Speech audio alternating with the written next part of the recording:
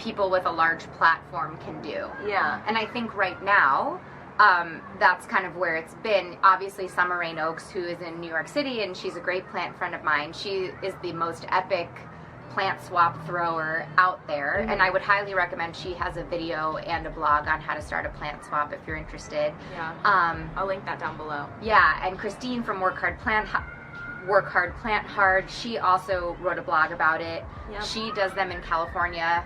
I'm a much smaller fish in the pond, but I'm fortunate enough to be traveling the country right now with my day job as a performer in Cats the Musical, and I'm trying to, we were performing in Tucson, cool. So I threw a plant, live taping of my plant podcast in Tucson, which has been great.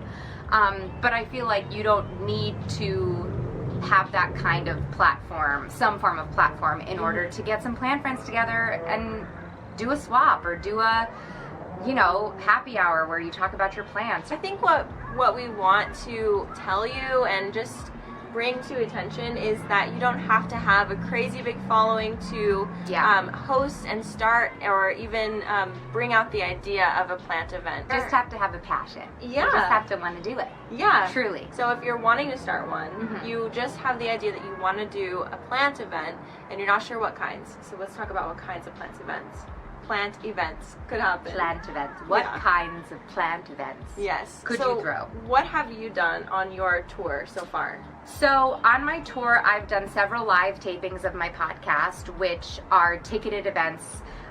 We make it kind of a really fun evening. So we do a happy hour. We find an alcohol sponsor for a happy hour, and then a live taping.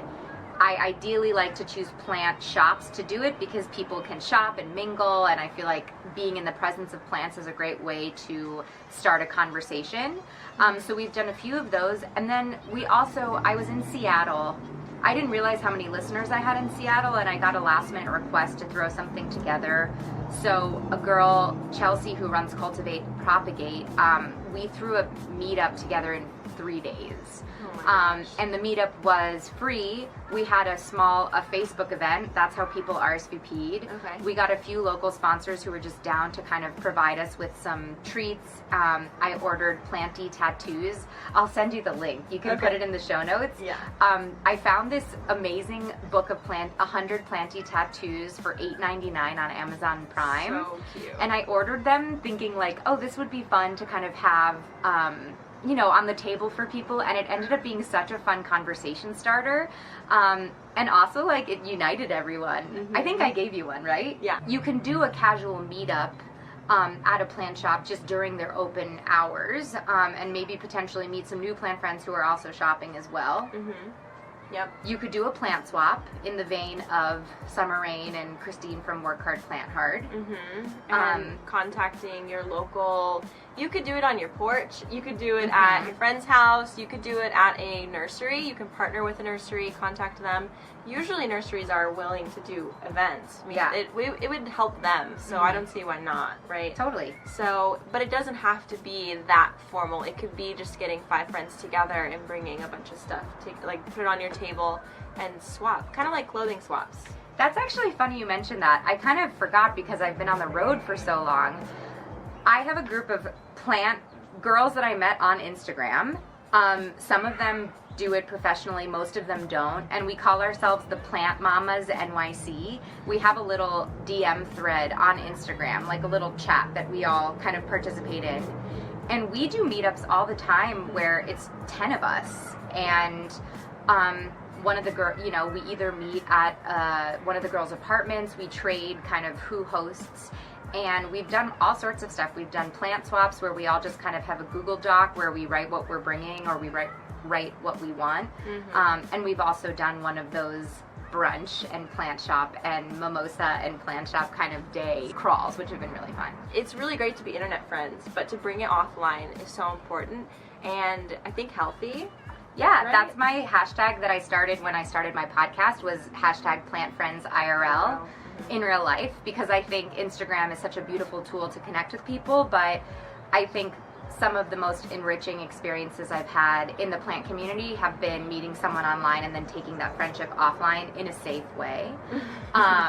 So what if we kind of talked about like different levels of like intensity of plant gatherings and maybe how to organize them. So let's start at the bottom. Yeah, so the bottom being just a super casual get together where maybe you literally on Instagram just start a DM thread with some friends that you know are local saying, hey guys, when should we get together? Yeah, just be the initiator. Mm-hmm. And in order to find those local friends, I started a hashtag system. Yes. And actually, I saw someone make a friend through it already. Really? Yeah. That's and amazing. They tagged me in it, and I was like, oh my gosh, that's so crazy. That's magical. Yeah, so...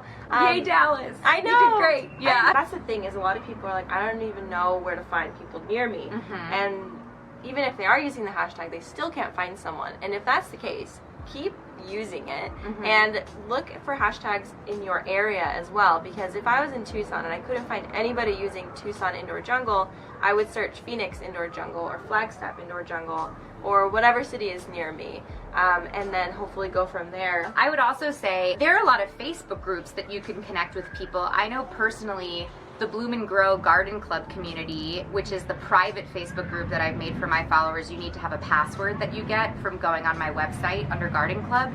I see people all the time like putting out a Facebook, putting out a post in the feed being like, hey guys, I'm in Dallas and I want to go plant shopping this week. Does anyone want to come? And it's been really fun seeing people connecting that way. So you can do that on my, on the Bloom and Grow Facebook, or just maybe type in houseplants wherever you live.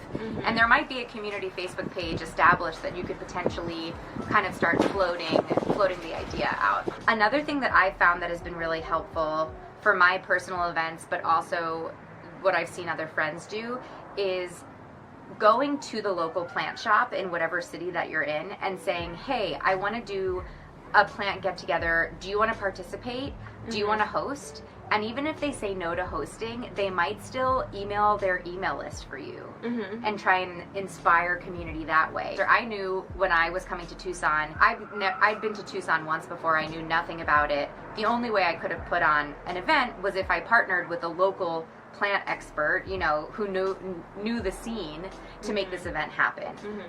So are there other maybe like Plantstagrammers, let's call them plants together. Are there other Plantstagrammers that you could meet locally and kind of team up so you guys could both promote to your audiences to kind of have a farther reach? Oh yeah. What do you think about that? Yeah, I totally agree. My Instagram is not big at all.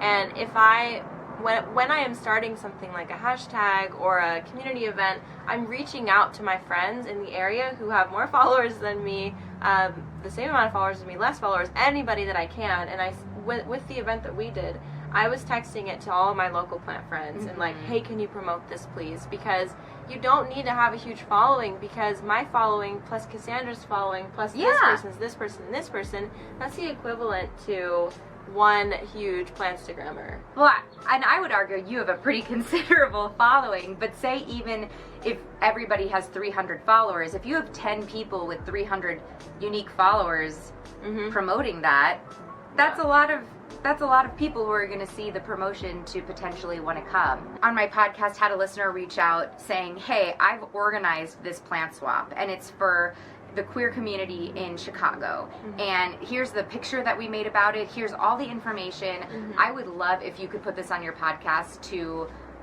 promote and see if we could get as many people as possible. And if you come to someone with a complete package, of course they're going to promote it for you. Right. Right. If I would imagine anyone in the plant community would, So that would be the next step, starting to reach out outside of your internal community. And then I guess the next step would be like a ticketed event. Yeah. Yeah. I think a lot of people who I've talked to like having some form of a ticket, even if it's $5, just because if people put a little bit of money behind it energetically, I think they're probably going to show up a little bit more than if it's free. So one of my friends, Wild by Nature Designs Trinity, she organized a plant swap in Phoenix, and she charged $5 for it.